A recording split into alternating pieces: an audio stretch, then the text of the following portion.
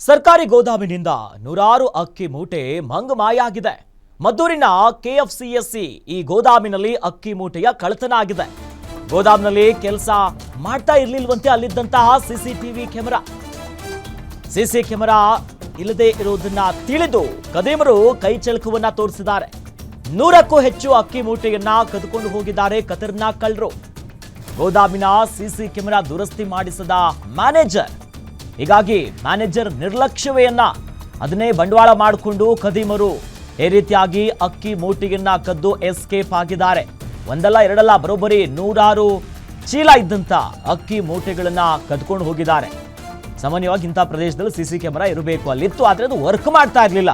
ಹೀಗಾಗಿ ಈ ಮದ್ದೂರಿನ ಕೆಎಫ್ಸಿಎಸ್ಸಿ ಗೋದಾಮ್ನಲ್ಲಿ ಅಲ್ಲಿ ಯಾರು ಅಲ್ಲಿ ಗೊತ್ತಿರೋರೆ ಓಡಾಡ್ಕೊಂಡು ನೋಡೋರೆ ಇಂಥದ್ದೊಂದು ಕೃತ್ಯ ಮಾಡಿದ್ದಾರೆ. ಸದ್ಯ ಗಮನಿಸ್ತಾ ಇದ್ದೀವಿ ಅಲ್ಲಿನ ದೃಶ್ಯಾವಳಿಗಳನ್ನ, ಗೋದಾಮಿನನ್ನ. ಇಲ್ಲಿ 100 ಅಕ್ಕಿ ಮೂಟೆಗಳಿತ್ತು, ಜನರಿಗೆ ಸೇರಬೇಕಿತ್ತು. ಆದರೆ ಈಗ ಅವೆಲ್ಲವೂ ಕೂಡ ಮಾಯ ಆಗಿದೆ. ಪಕ್ಕಾ ಪ್ಲ್ಯಾನ್ ಮಾಡ್ಕೊಂಡೆ, ಸ್ಕೆಚ್ ಹಾಕಿ ಗಮನಿಸ್ಕೊಂಡೆ, ಇಲ್ಲಿ ಸಿಸಿ ಕ್ಯಾಮೆರಾ ವರ್ಕ್ ಆಗ್ತಿಲ್ಲ, ಎಷ್ಟೊತ್ತಿಗಲ್ಲಿ ಸಿಬ್ಬಂದಿ ಇರ್ತಾರೆ ಇರಲ್ಲ, ಎಲ್ಲವನ್ನ ಗಮನಿಸಿನೇ ಇಂಥದ್ದೊಂದು ಕೃತ್ಯ ಮಾಡಿರ್ತಾರೆ. ಇಲ್ಲಿ ಹೊರಗಡೆಯಿಂದ ಯಾರೋ ಬಂದವರಿಗೆ ಇಲ್ಲೆಲ್ಲ ಅಷ್ಟೊಂದು ಗೊತ್ತಿರಲ್ಲ. ಬಟ್ ಅಲ್ಲಿದ್ದಂಥ ಸ್ಥಳೀಯರು ಯಾರೋ ಈ ರೀತಿಯಾದಂಥ ಕೈಚಳಕ ತೋರಿಸಿದ್ದಾರೆ. ಒಟ್ಟಿನಲ್ಲಿ ನೋಡಿ ಎಲ್ಲವೂ ಕೂಡ ಕದ್ದು ಎಸ್ಕೇಪ್ ಆಗಿದ್ದಾರೆ. ಮತ್ತೊಂದು ಕಡೆಯಲ್ಲಿ ಯಾವಾಗ ಈ CCTV ಕ್ಯಾಮೆರಾ ಕೈ ಕೊಡುತ್ತೆ ಆ ಸಂದರ್ಭದಲ್ಲಿ ಸರಿ ಮಾಡ್ಕೊಳ್ಬೇಕಾದಂಥ ಜವಾಬ್ದಾರಿ ಅಲ್ಲಿರುವಂಥ ಮ್ಯಾನೇಜರ್ಗಿರ್ತಾರೆ.